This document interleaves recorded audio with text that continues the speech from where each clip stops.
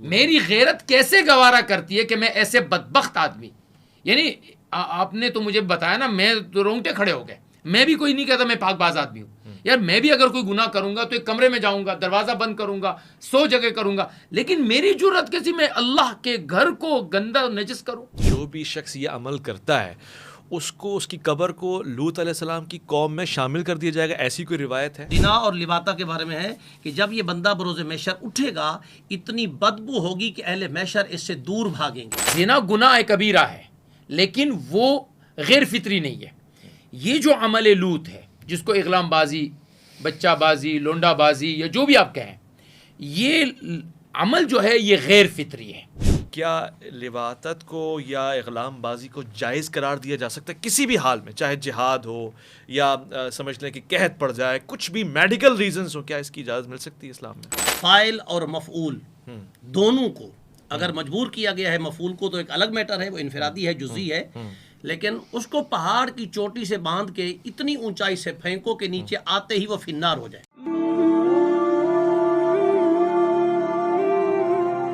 سلامتی ہے ان آنکھوں پہ جو ہدایت پہ نظریں جمائے بیٹھی ہیں، ان کانوں پہ جو ذکر خیر کے منتظر رہتے ہیں، اور ان قدموں پہ جو ہدایت کی راہ پہ گامزن ہیں. السلام علیکم ورحمۃ اللہ وبرکاتہ. تمام تعریفیں خدائے بزرگ و برتر کے لیے جو وحد اللہ شریک ہے، نہ کوئی ثانی نہ کوئی ہمسر. درود لا محدود محبوب رب الودود، راحت العاشقین مراد المشتاقین حضرت محمد مصطفیٰ، آپ کی آل پاک، آپ کے جانثار انصار اور اصحاب پر زنمن. آپ دیکھ رہے ہیں پروگرام مائے اور مولانا، میں ناچیز آپ کا میزبان محمد عبیس ربانی. خاص ترین موضوع کے ساتھ حاضر ہوا ہوں. ایک بیک گراؤنڈ ہے. سب سے پہلے تو ہمیں خوشی ہوتی ہے کہ اگر ہم انبیاء علیہ الصلوۃ والسلام کے اذکار سے محفلوں کو برونق کریں، اس لیے کہ یہ ریئل ہیروز ہیں، اس لیے کہ قرآن میں ان کا ذکر ہے، اس لیے کہ انہوں نے اپنی زندگانیاں صرف کر دی ہیں، اور اس لیے کہ دنیا کے بعد بھی انہی کی دنیا ہے، انہی کا مقام ہے، انہی کا مرتبہ ہے. مگر اس موضوع کا انتخاب اس لیے کیا گیا کہ آج کل اس برائی کو عام سمجھا جا رہا ہے. یعنی اب یہ اس حد تک پھیل رہی ہے کہ میں کہہ دیتا ہوں، میں شرم کے پردے کو چاک کرتے ہوئے کہہ دیتا ہوں، چاہے وہ اغلام بازی ہو یا اس کو لواطات کہا جائے، یا عام معنوں میں، کم ظرف معنوں میں لونڈے بازی جیسی کوئی چیز شمار ہو، اس کی برائیاں، اس کے اثرات ہمارے ملک میں اس حد تک پھیل رہے ہیں کہ پاکستان کے ایک شہر میں سننے میں آیا کہ اس کے کلب کے کھولنے کا بھی، اس کے انعقاد کرنے کا بھی درخواست نامہ جمع کرا دیا گیا ہے. ایک طرف تو یہ ہے، پھر اسکول، کالجز یا ہاسٹل لائف میں کس حد تک یہ چیز برائی بن کر آتی ہے. میں اس چیز کو بباغ دول کہنا چاہتا ہوں کہ کوئی شاید ہی ان چیزوں سے، اس خبر سے گزر رہا نہ ہو اور اس کو پتہ نہ ہو کہ یہ سب چیزیں ہوتی ہیں، ایک فیکٹ ہے اور جس کو روکنا ضروری ہے. یا پھر مدارس کی طرف آ جاتے ہیں، یہاں تک کہ ابھی حالیہ لاڑکانہ میں ہونے والا واقعہ ہماری آنکھوں کو محو حیرت کر دیتا ہے کہ مسجد کے محراب میں بھی یہ سب کچھ ہو سکتا ہے. میں اس کی تحقیق میں جاؤں گا، اس مسئلے کو سمجھنے کی کوشش کروں گا، اور پھر سلام عقیدت بھیجوں گا، ذات اور شخصیت میں غوطہ زنی کروں گا حضرت لوط علیہ الصلوۃ والسلام کی. آپ کی شخصیت کمال شخصیت ہے، سمجھنے کی کوشش کروں گا، اور ایک مراد، ایک مطلب، ایک مقصد اور ایک پیغام لے کے آپ کی زندگانی سے نشر کروں گا. آج کے اس پروگرام میں تشریف فرمائے، بہت ہی پیاری گفتگو فرماتے ہیں، ہر حلقے میں پسند کیے جاتے ہیں، اعتدال کا ایک خوبصورت سا چہرہ ہیں اور تحقیق کا نمائندہ ہیں، مفتی عبدالباقی اخوندزادہ. السلام علیکم. وعلیکم السلام ورحمۃ اللہ وبرکاتہ. میں آپ کو خوش آمدید کہتا ہوں، اور میرے ساتھ تشریف فرمائے دوسرے مہمان. مجھے بڑی خوشی ہے، آج ان کے ساتھ پہلا پروگرام ہے، اور مجھے جتنا بھی فیڈ بیک آیا ہمیشہ اچھی خوبیاں ان کی سنی میں نے. بہت ہی کمال گفتگو فرماتے ہیں، تحمل کے ساتھ، تدبر کے ساتھ. قبلہ علامہ محسن جوادی. السلام علیکم ورحمۃ اللہ. وعلیکم السلام ورحمۃ اللہ. میں آپ کو خوش آمدید کہتا ہوں. سب سے پہلے میں علامہ صاحب، مفتی صاحب، دونوں سے درخواست کرنا چاہتا ہوں، حضرت لوط علیہ السلام کون ہے؟ ان کے بارے میں ذرا بتائیے. آپ کی شخصیت اور آپ کی قوم کا کس قسم کے عذاب اور گناہ میں مبتلا ہو جانا ثابت ہے؟ بسم اللہ الرحمن الرحیم، نحمدہ و نصلی علی رسول الکریم. قابل ستائش ہیں آپ، اور واقعی آپ کی جرت کو سلام ہے. ایسے موضوعات کو منتخب کرنا کہ ظاہر ہے کہ یہ ایک رسک ہے کہ شاید اس پر آپ کنٹروورشل ہو جائیں، آپ کے ویوز نہ آئیں، لیکن ایسے وقت میں کہ جب ہر طرف ہمارے پاس یہ فتنہ بڑھتا چلا جا رہا ہے. آپ نے ایک شہر کا تذکرہ کیا، میں تو کل ہی میں نے خبر پڑھی کہ ایبٹ آباد میں باقاعدہ جو ہے وہ LGBT جو ایک ان کا ایک تنظیم ہے جو یہ ہم جس پرستی کی جو بات کرتے ہیں، انہوں نے باقاعدہ ایبٹ میں ایک کلب کھولنے کی اجازت مانگی. اللہ اکبر. اسی طرح سے ابھی گزشتہ کوئی 4 دن پہلے کی خبر ہے کہ ہمارے بہت ہی محترم مکرم قاری محمد عثمان صاحب ہمارے شیر شاہ کے علاقے میں ہوتے ہیں، جمعیت علماء اسلام کے ہیں، ان کی خبر آئی تھی کہ ہمارے کراچی کلب میں جو یہ جہاں پر اسمبلی کے پیچھے ہے، جو کون سا کلب ہے آپ وہ ہوتا ہے، وہاں پر بھی کوئی ایسا پروگرام ہونے جا رہا تھا. اچھا. اس کے اوپر باقاعدہ انہوں نے وہاں کے جو پریزیڈنٹ ہیں ان سے ملاقات کی، اور باقاعدہ اس ملاقات میں ان سے درخواست کی کہ دیکھیں کراچی کا شہر ہے اور ہم اس چیز کو برداشت نہیں کریں گے. تو ایک ان کی کاوش اور الحمدللہ اس پہ یہ ہوا. تو گویا چیز یہ عام ہوتی جا رہی ہے. اوکے. اور گزشتہ دنوں کوئی 1 سال بھر پہلے ایک آدھ فلم بھی ایسی آئی تھی جو کنٹروورشل ہوئی تھی، جس میں باقاعدہ اس بات کو دکھایا گیا تھا کہ ایک باپ اپنے ایسے بچے کو باقاعدہ اس کی ہمت افزائی کرتا ہے. جی. اور میں نے چونکہ اب آج تو میڈیا کا دور ہے، تو آپ نے ایسے موضوع کو منتخب کر کے اس نئی آنے والی نسل پر ایک احسان کیا ہے. حضرت لوط علیہ السلام حضرت ابراہیم علیہ السلام کے بھتیجے تھے. ان کا نام تھا لوط ابن ہارون ابن طارح. اچھا. لوط ابن ہارون ابن طارح. طارح جو ہے یہ اصل میں آزر جو قرآن میں ہے اس کا نام ہے، جو حضرت ابراہیم علیہ السلام کے والد تھے. اب بعض لوگ کہتے ہیں کہ نہیں آزر ان کے چچا تھے، لیکن جو تاریخ ہے وہ یہ ہے کہ یہ لوط ابن ہارون ابن طارح حضرت ابراہیم علیہ السلام کے سگے بھتیجے تھے، اور حضرت ابراہیم علیہ السلام کے ساتھ مسلمان ہوئے، اور پھر حضرت ابراہیم علیہ السلام کے ساتھ انہوں نے ہجرت کی. اچھا. انہوں نے جب ہجرت کی تو پھر اللہ رب العزت نے ان کو بطور نبی جو ہے وہ صدوم شہر کی طرف بھیجا. صدوم جو ہے یہ آج کل کا جو اردن ہے اور فلسطین کا جو ایریا ہے، یہاں 4-5 بستیاں تھیں جس کو قرآن مجید نے مؤتفقہ اور مؤتفقات کے نام سے ذکر کیا ہے. یہ 5 بستیاں تھیں جن کی کل آبادی تقریباً 4 لاکھ تھی. اس قوم کی طرف اللہ رب العزت نے ان کو بھیجا. اس قوم کی بڑی ساری خرابیاں تھیں.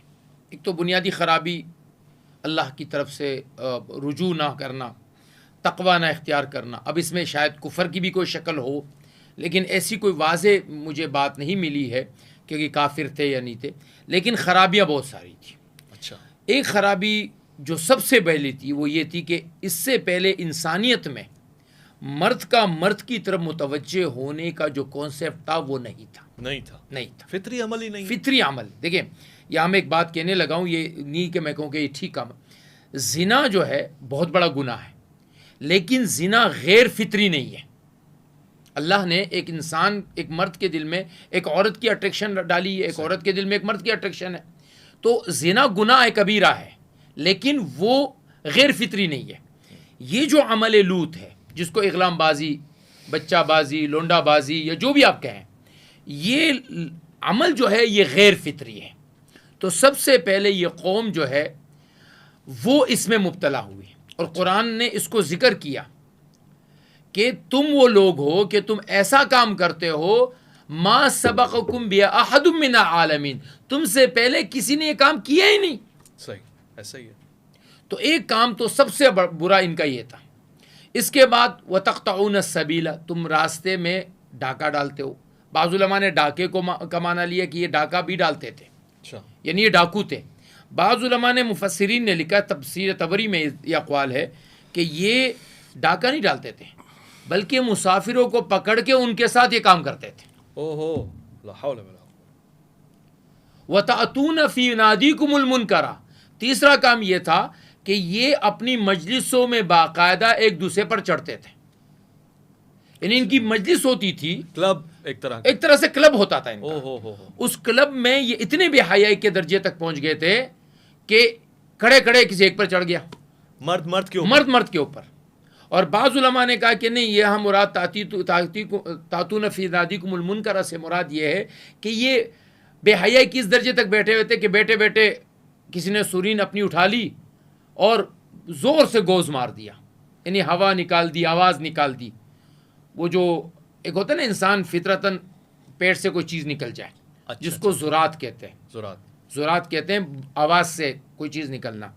یہ بھی بے حیائی کی ایک علامت ہے، صحیح۔ اس سے بچنا چاہیے۔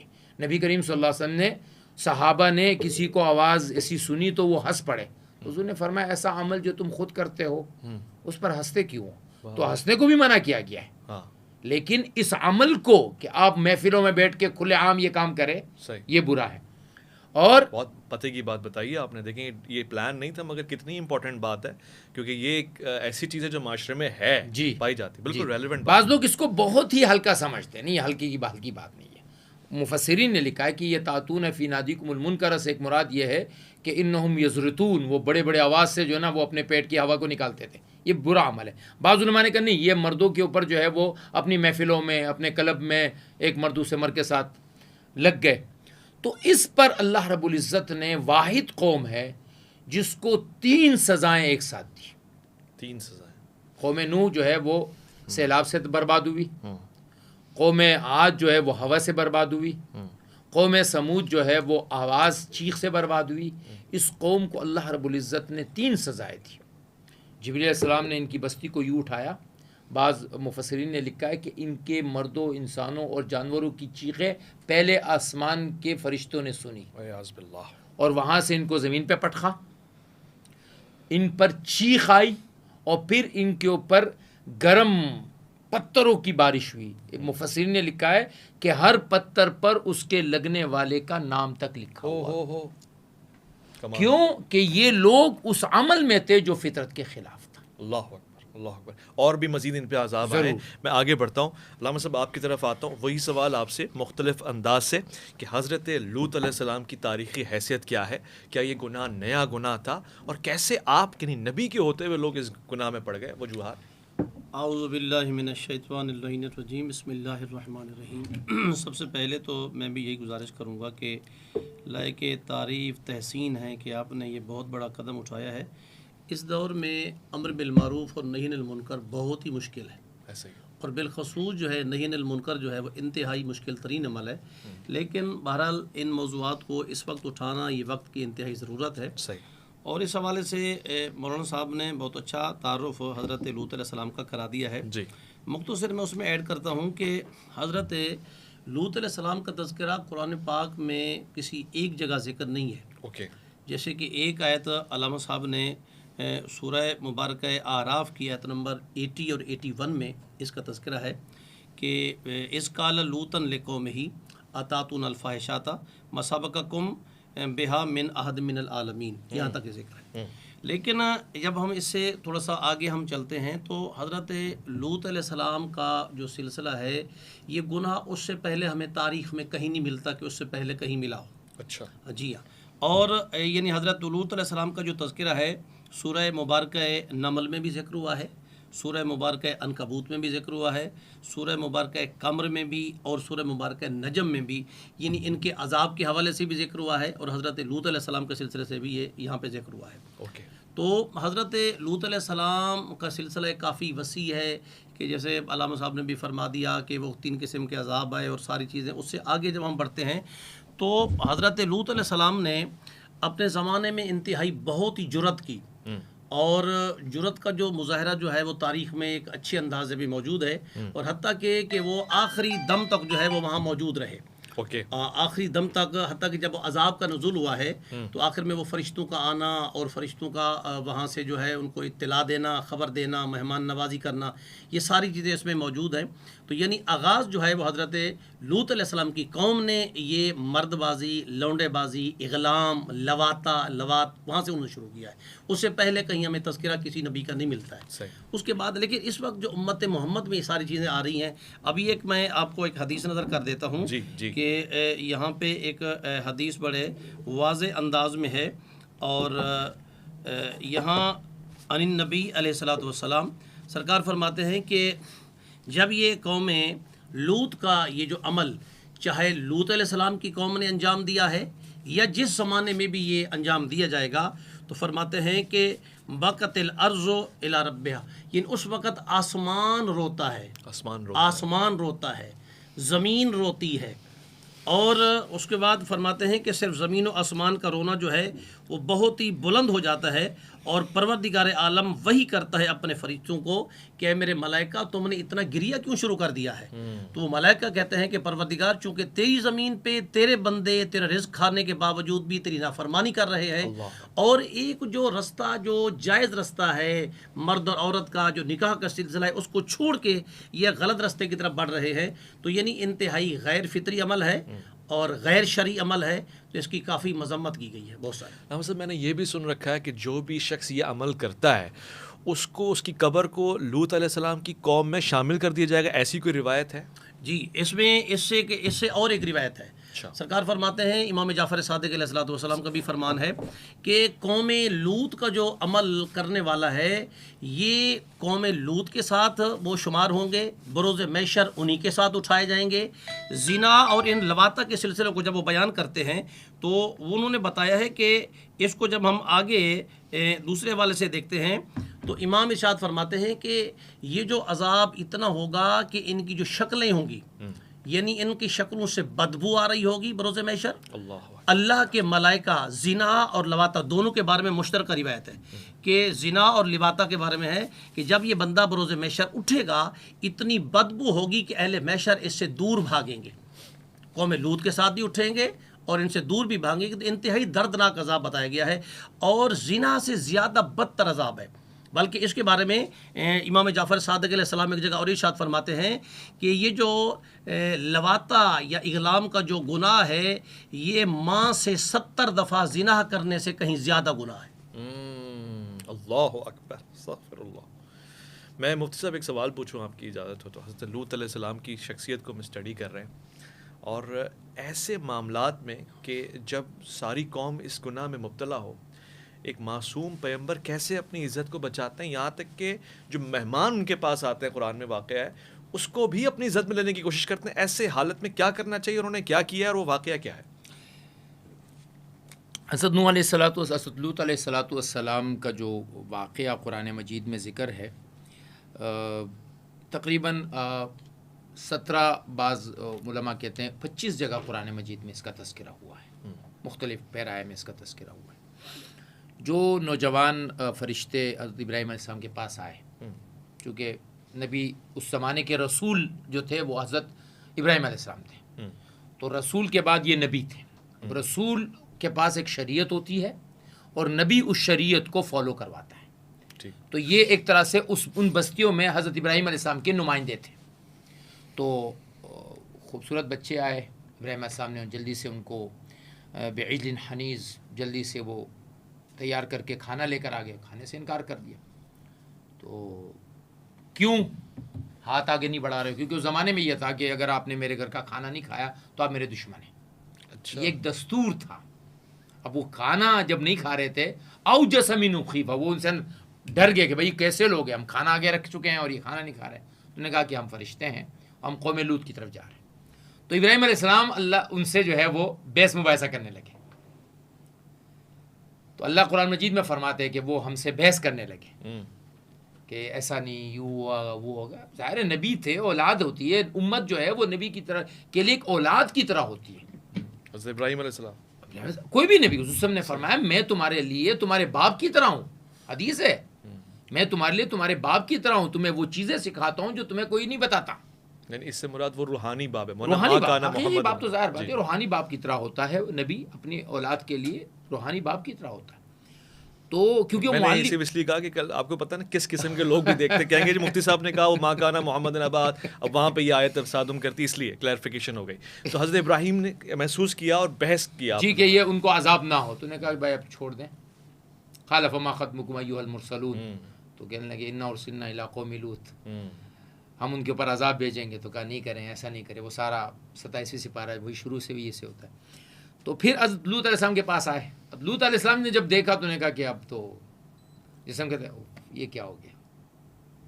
قرآن نے جو کیفیت بیان کی نا اس کو اب اگر آپ سمجھیں گے تو انہوں نے بھی سر یوں تھام کے بیٹھے ہوں گے کہ یہ نوجوان بچے آ گئے، میری قوم اس چیز کے۔ تو اب ان کو جب پتہ چلا تو وہ دوڑتے دوڑتے دیواروں پہ چڑھ گئے۔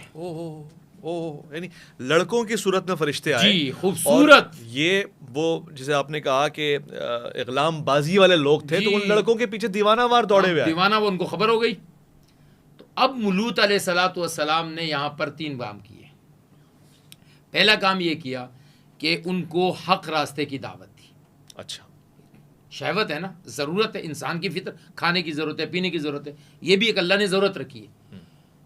ہاؤلائی بناتی ہن اطہر لکم, اگر تمہیں ضرورت ہے تو آؤ میری بیٹیاں, میں ان سے تمہاری نکاح کروا دیتا ہوں. سبحان اللہ. حلال کا کیا کیا, ان کو دعوت دی. بہت اچھا. ہاں دعوت ہے نا, آپ حرام میں کیوں جا رہے ہو؟ بھئی آپ کو پتہ ہے کوئی نوجوان ہے, خدا نہ کرے وہ کسی, جیسے حضور صلی اللہ علیہ وسلم کے پاس ایک صحابی ہے نا کہ یا رسول اللہ مجھے زنا کی حاجت ہے, تو آپ نے فرمایا کہ تیری ماں سے کوئی زنا کرے, تیری بہن سے کوئی زنا کرے, تیری بیوی سے کوئی کرے. اس نے کہا یا رسول اللہ مجھے قبول نہیں ہے. فرمایا جن کے پاس تو جا رہے وہ بھی کوئی نہ کوئی ایسی ہی ہے. ایسا ہی ایسا ہی. اے اللہ اس کے دل سے اس گناہ کو کیا کر دے, نکال دے. تو صحابی کہتے آنے سے پہلے سب سے زیادہ طلب مجھے زنا کی تھی, اور جاتے ہوئے سب سے بغض والی چیز وہ زنا کی تھی. تو نبی پہلے آپ کو حلال کا آپشن دیا کہ بھئی یہ میری بیٹیاں ہیں, ان سے نکاح کر لو. تو کہنے لگے مالا نافی بناتے کا, آپ کو پتہ ہے ہمیں لڑکیوں سے کوئی غرض نہیں ہے, تمہیں پتہ ہے کہ ہم جو چاہتے ہیں. اچھا, جب لوط علیہ الصلوۃ والسلام یہ بہت ساری دعوت دیتے گئے نا, تو انہوں نے آگے سے کیا کہا, پہلے اخرجوہم من قریتکم, ان کو نکالو اپنی بستی سے, انہم اناس یتطہرون, یہ تو بڑے پاک صاف لوگ ہیں بھائی, ہمارے یہاں نہیں رہ سکتے. اتنا معیوب ہو گیا ہے سب کچھ کہ اب جو پاک صاف ہے اس کو بستی سے نکالو. جی جی جی جی جی جی, عرف ہو گیا ایک طرح, یہ عرف ہو گیا. اب آپ کو اور میرے اوپر یہ آواز اٹھے گی بھائی یہ تو بڑے پاک صاف لوگ ہیں, یہ ہمارے اوپر بات کر رہے ہیں, یہ تو بھائی ان کو کیا پتا, جدید زمانہ ہے, جدید چیزیں ہیں. نہیں, یہ بات آج اویس کے اوپر, باقی صاحب کے اوپر اور علامہ صاحب کے اوپر نہیں ہوگی, یہ لوط علیہ السلام پر بھی ہوئی تھی. انہم اناس یتطہرون, یہ پاکیزہ صاف ستھرے لوگ ہیں, ان کو نکالو یہاں سے. اور طنز بھی ہوتا ہے, بڑے اچھے بن رہے ہیں نا, ان کو تو یہاں سے نکالو. ہاں نکالو, ان کو یہ کر دو, یہ کر دو, کیوں کر رہے ہیں یہ باتیں ایسی. تو لوط علیہ الصلوۃ والسلام نے ان کو ایک آپشن یہ دیا. دوسرا آپشن نبی علیہ السلام نے فرمایا رحم اللہ لوطن, اللہ کی رحم ہو, رحمت ہو لوط علیہ السلام پر, کہ جب انہوں نے دیکھا نا تو کہنے لگے کاش میری کوئی قوم ہوتی, میری مضبوط پشت پناہی ہوتی, تو میں تمہارا مقابلہ کرتا, اپنے مہمانوں کی حفاظت کرتا. یعنی وہ خاندانی نظام. ہاں, یا ابھی لا رکنی, کیونکہ وہ تو کسی اور شہر سے آئے ہوئے تھے نا, صدوم ان کا اپنا شہر نہیں تھا. صحیح بات ہے. تو دوسرا نے فرمایا کہ اللہ ان پر رحم کرے, نبی ہوتے ہوئے بھی ان کو یہ ضرورت پیش آئی کہ کوئی ان کا پشت پناہ کرنے والا ہوتا. صحیح بات ہے. میں علامہ صاحب اس بات کو سمجھنے کی کوشش کر رہا ہوں. دیکھیے ایک معصوم کے لیے کتنا مشکل ہے کہ جب اس کے ارد گرد کا سارا ماحول اس گناہ میں مبتلا ہے. میں نے یہ بھی سنا ہے, اس کی تصدیق آپ سے کرنا چاہتا ہوں, کہ ایون آپ کے گھر کے افراد بھی, خاص طور سے حضرت لوط علیہ السلام کی زوجہ کے بارے میں کیا احکامات ہیں, کیا وہ بھی اس میں شامل تھیں یا ان کی طرفدار تھیں, وہ کیا معاملہ ہے؟ جی بسم اللہ. یہ صورتحال یہ ہے کہ حضرت لوط علیہ السلام کی بیوی بھی ان کی طرفدار تھی. اچھا. اور اس معاملے میں بھی اور دیگر معاملات میں بھی ان کی طرفدار تھی. یہ تو صرف حضرت لوط علیہ السلام کی بیوی مشن کی مخالف نہیں ہے, بلکہ حضرت نوح علیہ السلام کی بیوی کا تذکرہ بھی موجود ہے. کہ یعنی بعض دفعہ انبیاء کے گھر میں ان کے مشن کی مخالفہ ہوتی ہیں, چونکہ اللہ نے خود کہا ہے کہ لیس للانسان الا ما سعی, کہ ہر آدمی کی اپنی اپنی وسعت ہوتی ہے. اب وہ اپنی ان کی وسعت یا ان کی سوچ تھی, بہرحال اللہ کے نبی نے انہیں بھی سمجھایا, لیکن انہوں نے بھی اللہ کے نبی کی مخالفت کی, وہ بھی ان کی طرفدار رہی اور ان کے ساتھی ان کے بنی رہی, اور وہ بھی عذاب کی برابر کی مستحق ہے. اور اس عذاب میں اگر آپ مجھے اجازت دیں تو میں تھوڑا سا مزید اس میں کچھ ایڈ کرنا چاہ رہا ہوں, کہ وہ یہ ہے کہ معصوم علیہ السلام فرماتے ہیں کہ یہ ایک ایسا گناہ ہے, زنا یہ لواطہ والا, اغلام لونڈے بازی والا. معصوم ارشاد فرماتے ہیں, 4 معصومین کی فقہ امامیہ میں یہ روایت بڑی معتبر ہے, کہ دنیا کا کوئی پانی اس بندے کو پاک نہیں کر سکتا ہے جس نے یہ گناہ کیا ہے. اللہ اکبر, بہت گہری بات ہے, بہت گہری. اہل بیت اطہار نے جو دین ہم نے اہل بیت سے لیا ہے, انہوں نے بتایا, فرمایا کہ یعنی اس گناہ میں اتنی ہی کراہت اور اتنی ہی شدت بیان کی گئی ہے, اور فرمایا گیا ہے کہ اللہ اس بندے کے اوپر مسلسل لعنت کر رہا ہے, اور یہ مسلسل لعنت کرتا چلا جائے گا.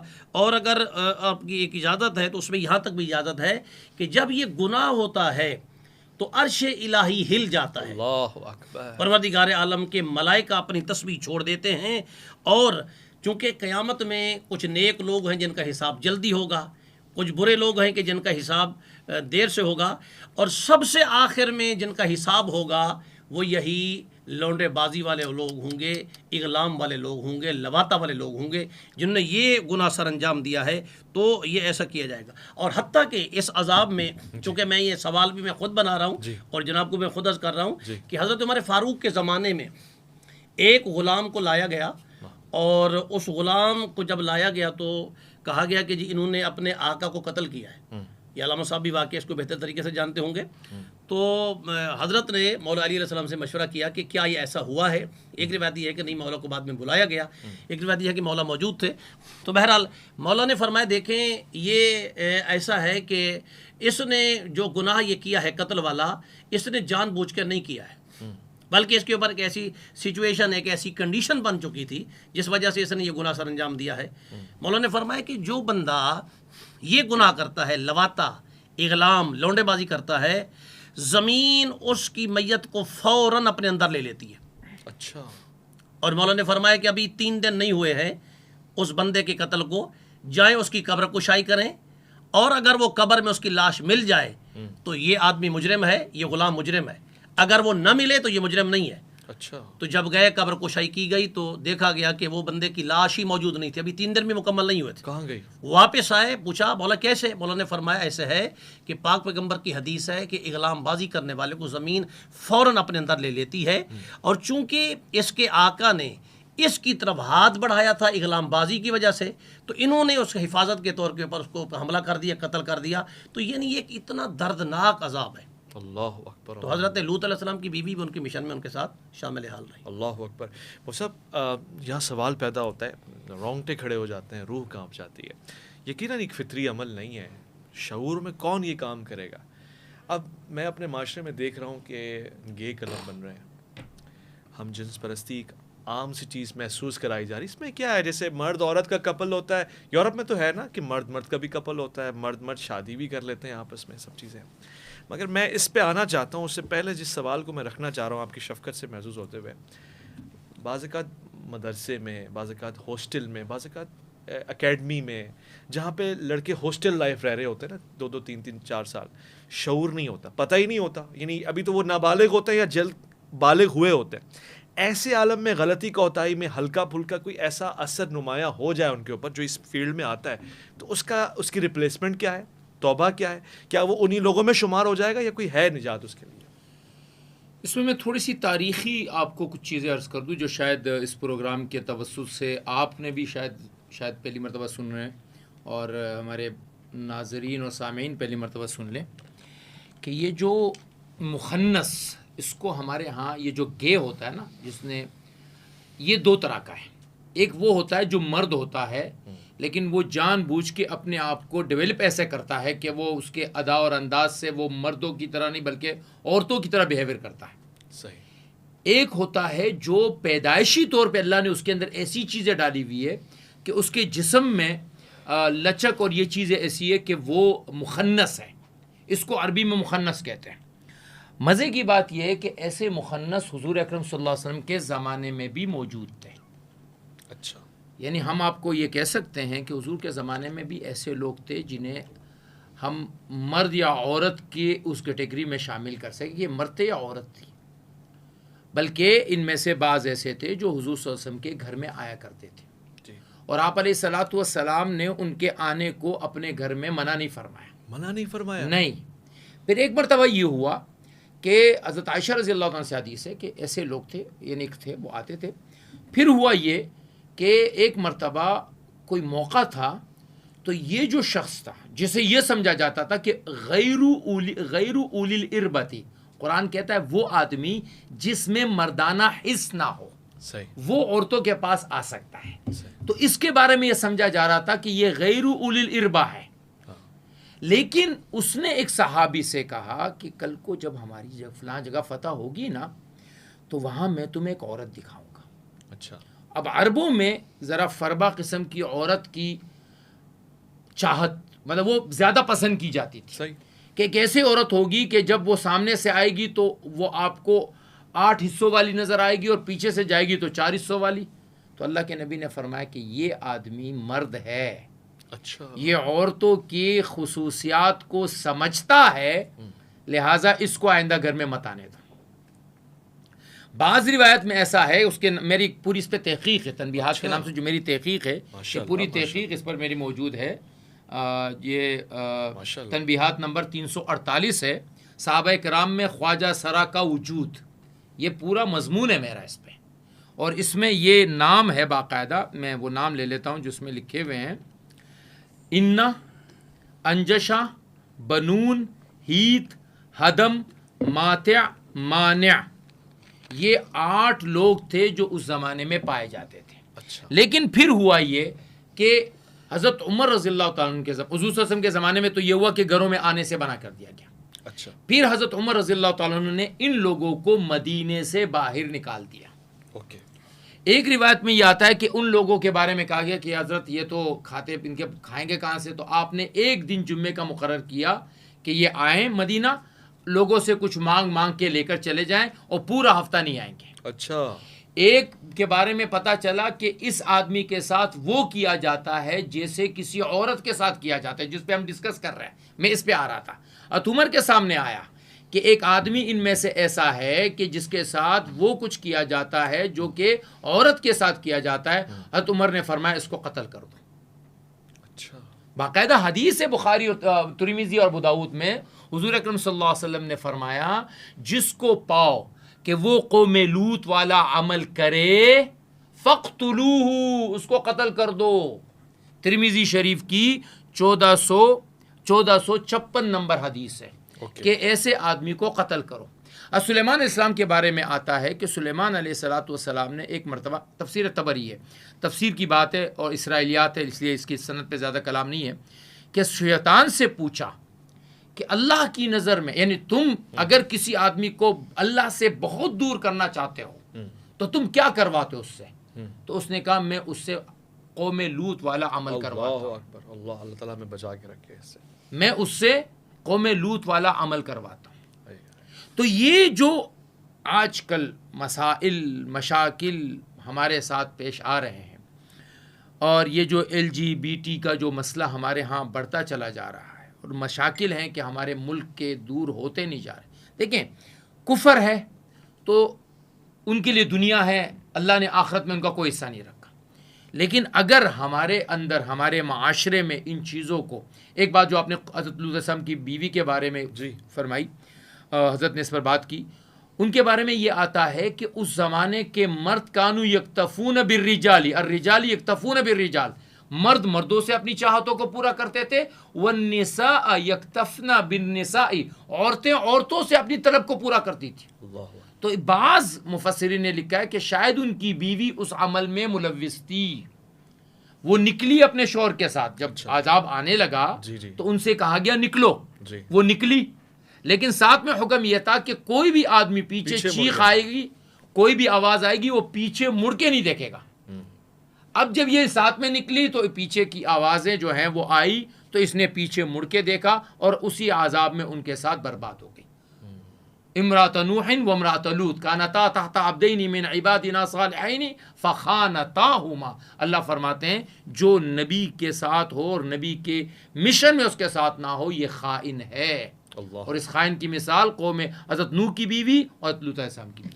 کہتے ہیں کہ وہ مجسمہ بن گئی، وہیں کے وہیں پتھر کی بن گئی، اور آج بھی اسٹیچو آف وائف آف لوط دکھایا جاتا ہے. اس میں کوئی حقیقت ہے؟ دیکھیں، یہ میں نے اب سے عرض کیا نا کہ کچھ باتیں ایسی جس کو ہم اسرائیلیات میں ڈال کے کہہ دیتے ہیں بھائی لا نصدق ولا نکذب. صحیح. لیکن کچھ باتیں ایسی کہ جن کو ہم سن بھی لے تو ہماری دماغ میں وہ آتی نہیں ہے، کیونکہ قرآن نے اس بارے میں ہمیں صرف ایک فرعون کے بارے میں تھوڑا سا ایسا ملتا ہے کہ ہم تجھے عبرت کا نشان بنائیں گے، تو وہ ہے، باقی ایسی کوئی چیز ہمیں. علامہ صاحب، اس کی سزا کیا ہے؟ وہ شخص جو اس طرح کے عمل میں مبتلا ہو جاتا ہے اور وہ ارادتاً دانستاً اور اس کا اقبال بھی کرتا ہے، اس چیز کو اپنا شیوا بنا لیتا ہے، اس کی شرعاً سزا کیا ہے؟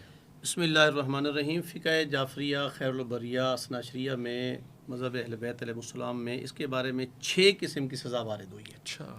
سب سے پہلے جیسے علامہ صاحب فرما رہے ہیں فقتلوہ، اسے قتل کر دو، فوراً یہ عمل دیکھو تو اس کو قتل کر دو. دوسرے نمبر پہ فرماتے ہیں کہ قتل چاہے تلوار سے کر دو، تلوار کا لفظ پرانے زمانے میں تلوار کا لفظ ہے، سیف بالسیف. سنسار کرنا دوسرے نمبر پہ ہے کہ آپ اسے سنسار کرو، اور اتنا سنسار کرو کہ بالکل وہ تہس نہس ہو جائے، فنار ہو جائے. تیسرے نمبر پہ آگ میں زندہ جلا دو، یہ بھی فقہاء امامیہ نے اہل بیت علیہمُصلاۃ والسلام نے فرمایا ہے کہ ایسے بندے کی سزا یہ بھی ہے کہ اگر وہ دو نہ کر سکتے ہو زندہ جلا دو. اس کے ہے کہ 6 نمبر پہ فرماتے ہیں کہ اگر یہ بھی نہیں کر سکتے ہو تو آپ ایسا کرو کہ پہاڑ کی چوٹی سے فاعل اور مفعول دونوں کو اگر مجبور کیا گیا ہے، مفعول کو تو ایک الگ میٹر ہے، وہ انفرادی ہے، جزئی ہے، لیکن اس کو پہاڑ کی چوٹی سے باندھ کے اتنی اونچائی سے پھینکو کہ نیچے آتے ہی وہ فنار ہو جائے. یہ 5 قسم کی سزا ان کے بارے میں سخت ترین سزا دی گئی ہے. لیکن المیہ یہ ہے کہ اویس بھائی اس معاشرے میں آج وہ کیس فائل ہوا وہاں پہ، اس سے پہلے آپ دیکھ لیں کتنے لوگوں نے فیس بک پہ سوشل میڈیا کے اوپر ڈاکومنٹریاں بنائی ہوئی ہیں. ایک کیس نہیں ہوا ہے، یہ 2 نہیں ہے، 4 نہیں ہے، کئی کیس ایسے ہوئے ہیں. ایف آئی آر ہوتی ہے، فوراً پیچھے کوئی فون چلا جاتا ہے، فوراً وہ ان کو رہا کر دیتے ہیں، اور اس کے بعد یہ کام پھر دوبارہ ہوتا ہے. اور علامہ صاحب اگر مجھے اجازت دیں تو میں یہ کہنے کو حق بجانب ہوں کہ کچھ لوگ اس بارے میں ایسی ہستیوں کو بھی بدنام کرتے ہیں کہ جن کے بارے میں کافی انتشار پھیلتا ہے اگر وہ بات کی جائے تو. اچھا جی اللہ. تو اس قسم کے لوگ یعنی اس کو کوئی شرعی جواز بناتے ہیں کہ جی فلاں صاحب ایسا کرتے تھے تو ہم ایسا کرتے تھے، نعوذ باللہ من ذالک. اس قسم کی باتیں جو انہوں نے آگے پھیلائی ہیں، تو یہاں یہ بہت 6 قسم کی سزا، دردناک سزا ہے. اور اس میں ایک مولا علیہ السلام کا واقعہ ہے، بہرحال وہ کافی طویل ہو جائے گا، لیکن 6 قسم کی سزا ہے.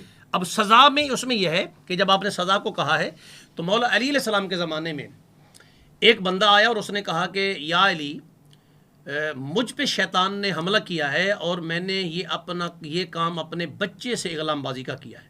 اللہ اکبر. مولا نے اس کو واپس کر دیا، مولا نے فرمایا جائیے. وہ چلا گیا. کچھ ٹائم بعد یا اسی دن وہ پھر آیا. اس نے کہا یا علی مجھے سزا دے، میں یہ سزا دنیا میں بھگتنا چاہ رہا ہوں کہ یہ مجھ سے کام سرزد ہو گیا ہے، آپ مجھے سزا دیں. مولا نے اس کو واپس کر دیا.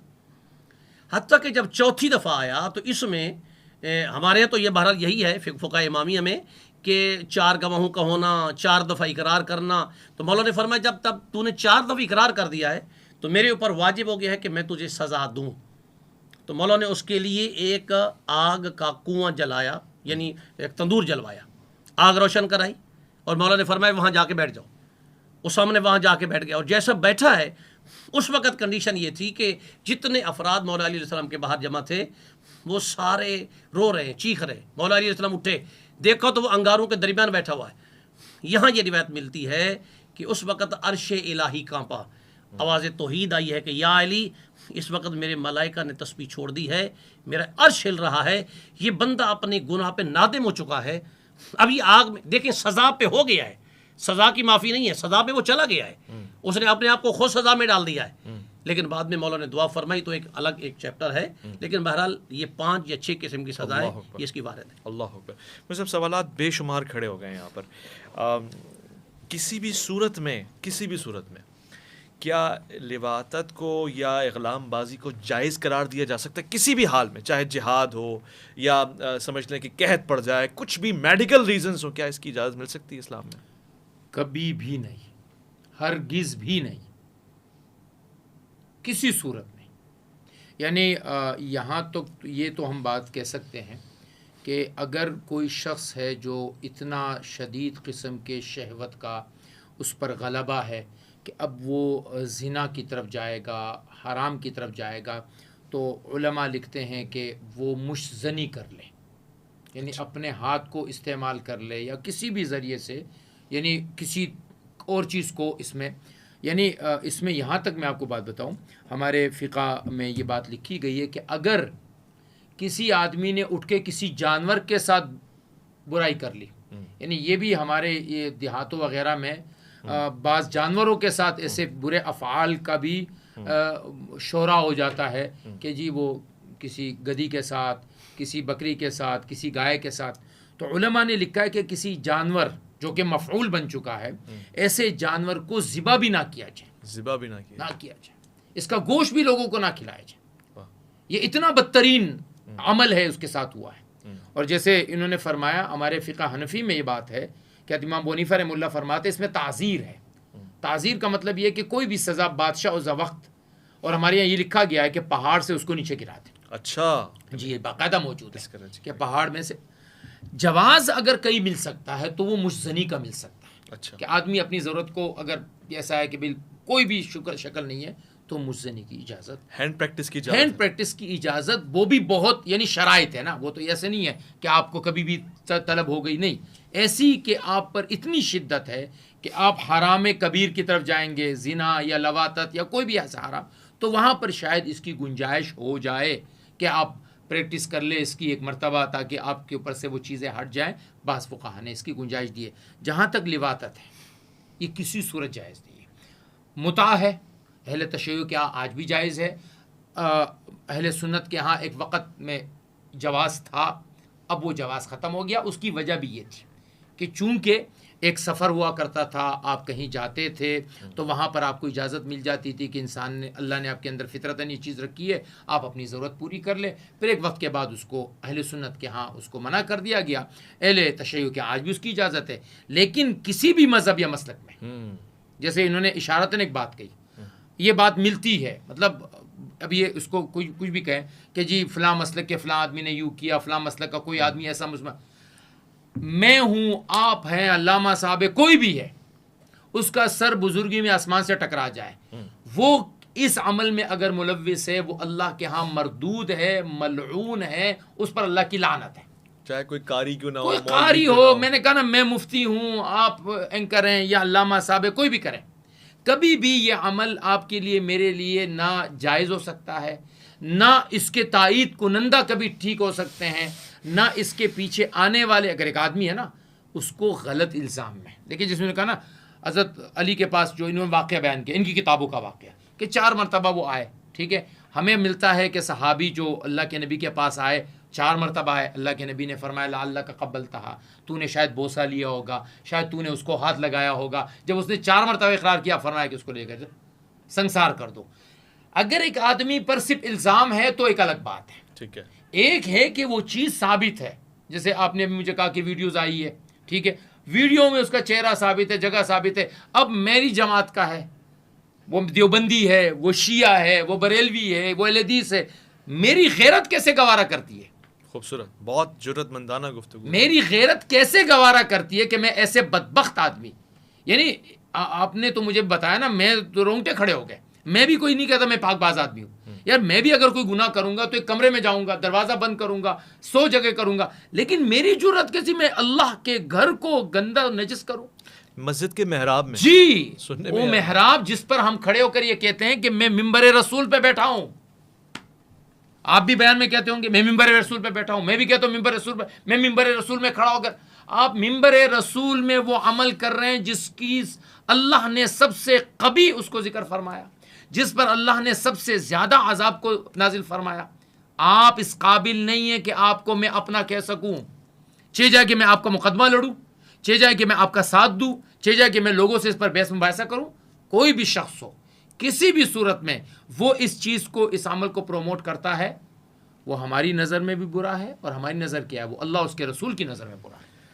ایک بات کہا میں تھوڑا سا علامہ صاحب سے کہ کسی بھی کنڈیشن میں جہاد کی صورت میں, مجبوری کی صورت میں, کسی بھی صورت میں اس عمل کی اجازت نہیں ہے.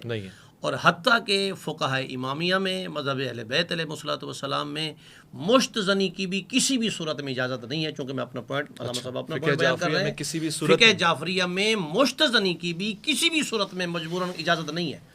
وہ جو گناہ کر رہا ہے وہ اپنا گناہ کر رہا ہے, وہ سزا کا مستحق ہے, مشت زنی کی بھی سزا ہے, قرآن نے بھی بیان کی ہے, حدیث نے بھی بیان کی ہے, ٹھیک ہے.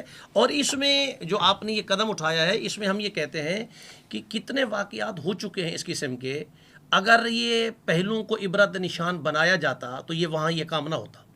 محراب کیا ہے؟ جہاں اللہ کی رحمت کے فرشتے اترتے ہیں. محراب کیا ہے؟ جب ہم سلام کرتے ہیں تشیع میں, چونکہ ہم 3 سلام کرتے ہیں, ہمارے برادران اہل سنت جو ہیں وہ 2 سلام کرتے ہیں, جو دائیں بائیں ملائکہ ہوتے ہیں, ملائکہ کے اترنے کی جگہ اور وہاں آپ یہ کام کر رہے ہیں, ہنستے ہوئے آ رہے ہیں, ویڈیو بنائی جا رہی ہے. تو ہم تو آپ کے توسط سے یہ اعلیٰ حکام سے اپیل بھی کریں گے کہ فی الفور ان کے اوپر ایکشن لے کے جو ہے نا, فی الفور ان کو عبرت کا ایک نشان بنایا جائے. بہت گہری بات آپ نے کی ہے، سالڈ بات آپ نے کی ہے، اور میں اسی سے سوال بھی ایک نکالنا چاہتا ہوں، چونکہ اب صرف انٹروگیریٹو سوال میرے پاس رہ گئے. بہرحال میری ایک طرح سے ایک سوچ وہاں پہ رک گئی مجھ صاحب کہ ہم جب مسجد کے محراب میں جاتے ہیں نا تو خشیت الہی کا ایک اثر نمایاں ہوتا ہے. ظاہر ہے ہم کم جاتے ہیں اس لیے کم ہوتا ہوگا، مگر خیال آتا ہے کہ اللہ کا گھر ہے، اللہ کے گھر میں محراب میں، اور جہاں پہ وہ جمعے کے دن خطبہ دیتا ہے، وہ بزرگوں کے نام پڑھتا ہے، قرآن کی آیات پڑھتا ہے، اس جگہ وہ سجدہ ریز ہوتا ہے. کیا خوف خدا ختم ہو گیا ہے، یا مولوی جسے ہم کہتے ہیں، ہم سوری مولویوں کو ہٹ نہیں ہے، مگر وہ جو مسجد اور محراب ممبر کا آدمی ہے اس نے دین کو آسان لے لیا کہ میں تو ٹھیکیدار ہوں، کچھ نہیں ہوتا. یہ مسئلہ کیا ہے؟ میں عرض کرتا ہوں، امام خمینی علیہ الرحمہ نے اپنے ایک دور میں زندگی میں حیات میں ایک ان سے پوچھا گیا تھا کہ فلاں کسی صاحب نے، مثلا میں اپنی مثال دیتا ہوں تو بھی فلاں ایک صاحب امامہ نے چوری کی ہے، تو انہوں نے کہا نہیں، صاحب امامہ چوری نہیں کر سکتا، چور نے امامہ پہن لیا ہوگا. یہ علماء نہیں ہے، یہ عالم نہیں ہے کہ جو وہاں پہ یہ گناہ کر رہے ہیں، نہ وہ عالم ہیں نہ علماء ہیں. ہم بلکہ اگر اس کو دوسری نقطہ نگاہ سے دیکھیں تو یہ لوگ مسلمان بھی نہیں ہیں. اللہ اکبر. یہ لوگ مسلم بھی نہیں ہیں، اور جب یہ مسلمان ہوتے تو وہاں یہ کام ہوتا ہے، قطعی طور پہ نہیں ہوتا ہے. حتیٰ کہ مسجد میں جانے کے آداب ہے، علامہ صاحب بہتر طریقے سے جانتے ہوں گے کہ مسجد میں غسل جنابت والا آدمی نہیں جا سکتا. ہمارے یہاں فقہ جعفریہ میں مشرک نہیں جا سکتا، مشرک نہیں جا سکتا ہے. تو آپ وہاں یہ کام کر رہے ہیں تو قطعی طور کے پر یہ اس کی کام کی اجازت بالکل ہی نہیں ہے. ٹھیک ہے. علامہ صاحب اور مصعب دونوں سے سوالات ہیں. مصعب، نابالغ سے اگر یہ عمل ہو جائے، ظاہر ہے اس کو علم نہیں ہے، شعور نہیں ہے، اس کے لیے کیا ہے، رجوع کیسے کرے گا؟ آپ کا اس سے پہلے والے سوال میں آپ نے مجھ سے سوال کیا تھا کہ بچے ہیں، نادانی میں چیزیں ہو گئی. دیکھیں، توبہ تو ہر چیز کی ہے. صحیح. ٹھیک ہے. مشرک کی توبہ اسلام ہے کہ وہ شرک سے اسلام میں آ جائے تو وہ سارے گناہ معاف ہو جائیں گے اس کے. مسلمان جو شخص ہے، اشہد ان لا الہ الا اللہ و اشہد ان محمد عبدہ و رسولہ کا جو اقرار کرنے والا ہے، اس کا کوئی بھی گناہ ہے، اس کے لیے توبے کے دروازے کو اللہ نے کھلا چھوڑا ہے. ایسا نہیں ہے کہ کوئی گناہ معاف نہیں ہوگا، نہیں. اب صداقت توبہ کے اوپر ہم بات کر سکتے ہیں. توبۃ نصوحہ کیا ہے؟ جی. تو توبہ نصوحہ ہوگی تو توبہ قبول ہو جائے گی. پھر جو نوجوان بچے ہیں، اصل میں سب سے بڑی مشکل کیا ہے؟ میں بھی ایک جوان بچے کا باپ ہوں. میرا بچہ اس وقت 17-18 سال کا ہے. ٹھیک ہے. میں ایک مفتی ہوں اور مدارس میں پڑھا ہوں. ہمارے ساتھ ہمارے بڑے تھے، میرے والد صاحب تھے. تو میں نے اپنے بچے کو بالغ ہوتے ہی ایک طرف جا کے بٹھایا. میں نے بٹھایا. اچھا. جی. میں نے اس کو آنے والے مسائل سے آگاہ کیا کہ بیٹا تمہارے ساتھ یہ بھی پیش آ سکتا ہے. آپ نے اس کی ایجوکیشن اس حوالے سے تیار کی؟ جی میں الحمدللہ میں نے یہ ایجوکیشن اس کو دی کہ بیٹا تمہارے ساتھ یہ مسئلہ ہو سکتا ہے، تمہارے ساتھ یہ مسئلہ ہو سکتا ہے. تمہیں پتہ ہے نا مدرسوں میں، یہ اسکولوں میں، کیونکہ کالج بھی جاتا ہے، مدرسے بھی جاتے ہیں. میں نے کہا بیٹا اسکول کالج میں یہ چیزیں ہوتی ہیں کہاں؟ ہاں ابو ہوتی ہے. میں نے کہا اس کی بدنامی کیا ہوتی ہے؟ کہا ابو یہ بھی ہوتی ہے. میں نے کہا اگر تم کوئی ایسے تعلق میں رہو گے تو تم بدنام ہوگے. تمہارے بغل کے بال اگیں گے، تمہیں اسے کیسے کاٹنا ہے. تمہارے زیر ناف بال اگیں گے، تمہیں کیسے کاٹنا ہے. بیٹا کل کو تمہاری شادی ہونی ہے، اس شادی کے لیے تم نے اپنے آپ کو کیسے پریفیئر کرنا ہے کہ اپنے آپ کی حفاظت کرنی ہے. کیونکہ نوجوان بچہ ہے، اس عمر میں ایسے راستوں پہ چل گیا کہ جہاں جوانی خراب ہو جاتی ہے. تو یہ ایجوکیشن میں نے بحیثیت باپ ہونے کے، بحیثیت مفتی ہونے کے، میں نے دی اس کو. یہ ایجوکیشن ہمارے ہاں بچوں میں نہیں ہے. دینی چاہیے، یہ دینی چاہیے. علامہ صاحب آپ ایگری کرتے ہیں دینا چاہیے؟ بالکل دینی چاہیے. بلکہ اس میں 2 جملے اور ایڈ کر دیتا ہوں کہ فقہ اہل بیت میں یہ ہے کہ بچہ جب 10 سال کا ہو جائے نا تو ان کو 10 سال کا ہم جنس، لڑکے کو لڑکے کے ساتھ نہ سنائیں، اوکے، لڑکی کو لڑکی کے ساتھ نہ سنائیں، لڑکی کو لڑکے کے ساتھ نہ سنائیں، لڑکے کو لڑکی کے ساتھ نہ سنائیں. یہ نہیں، ان کو یہ ایک الگ کر دیں. یہ 10 سال میں یہ بچہ ممیز ہو جاتا ہے. اور بلکہ امام جعفر صادق علیہ السلام نے فرمایا کہ اگر آپ اپنے بچے کو تربیت کے، مولا نے 3 جملے بتائے ہیں، اس میں تقریباً 1 منٹ میں ختم ہو جائیں گے. پہلا جملہ یہ ہے کہ وہ بچہ آپ کا 7 سال تک آپ کا سردار ہے، سرداری والے کام کریں. اگلے 7 سال جو ہے وہ العبد، وہ آپ کا بچہ آپ کا غلام ہے. غلام میں اس کو پیار سے، سختی سے، قریب بٹھا کے، دور بٹھا کے اس کو یہ ساری تربیت کے پروسیس کرائیں. اور آگے جو 7 سال ہیں، 15 سے لے کے 21 سال تک، فہوا وزیر، وہ بچہ آپ کا وزیر ہے. جب یہ 3 مراحل سے معصوم فرماتے ہیں، آپ گزار دیتے ہیں، آپ اپنی اولاد کی تربیت سے آپ آزاد ہیں. علماء کا شکریہ ادا کرتے ہوئے خواتین و حضرات ایک بار پھر سے اس موضوع کی حساسیت کو، سنجیدگی کو اور اس کے تاثرات اور اثرات کو سمجھتے ہوئے میں نے یہ پروگرام آپ کے سامنے رکھا، اس لیے کہ میں اور ہم سب اس گناہ کو شدید ملامت اور مذمت والا سمجھتے ہیں۔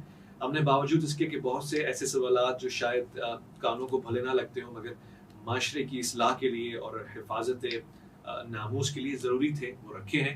کوئی غلطی، کوئی کوتاہی، اس کے لیے معذرت خواہ ہوں۔ امید کرتا ہوں کہ ان تمام موضوعات کو آپ سنجیدہ لیتے ہوئے اس کا کوئی لائے عمل بنائیں گے۔ میری بڑی خواہش ہے کہ اس پہ پریکٹیکلی کسی گراؤنڈ کے اوپر کام کیا جائے۔ ایسا کوئی بھی شخص کسی بھی ایسی تنظیم سے جڑا ہو جو اس حوالے سے کوئی پریکٹیکل ریکوائرمنٹس رکھتا ہو، میری کوئی مدد لینا چاہتا ہو، میں اس حوالے سے حاضر ہوں اور میں چاہتا ہوں کہ ہمارے معاشرے کو اس برائی سے محفوظ رکھا جائے۔ ویسے پانی کو دیجیے گا اجازت، اللہ کی امان میں۔